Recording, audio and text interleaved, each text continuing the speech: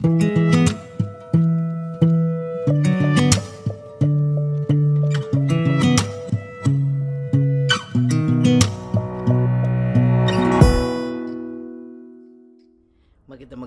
buhay!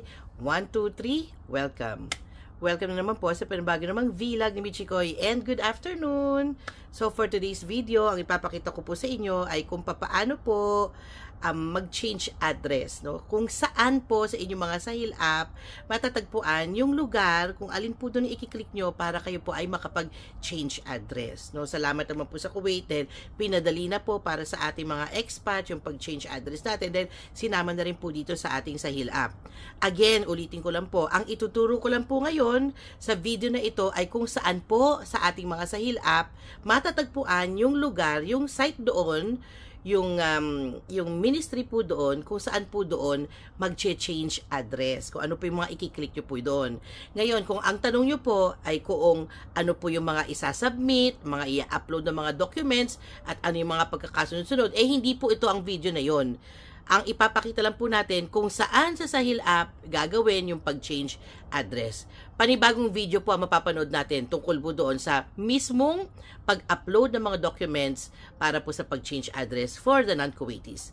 Yun lamang po. So, let's watch and learn. Okay, so puntahan niyo po yung inyong Sahil app sa inyong mga mobile phone. Yung nakikita nyo po, yan po yung mami ko sa aking screensaver. Hanapin nyo lang po dyan sa mga icons nyo dyan, yung Sahil app na icon natin. So, eto po yung sa akin. Click nyo po yan. And syempre, kayo po ay magla-login. So, i-enter nyo po yung details nyo. Sa akin po, yan ganyan. So, hindi po yung makikita nyo sa main menu. Wala po dyan.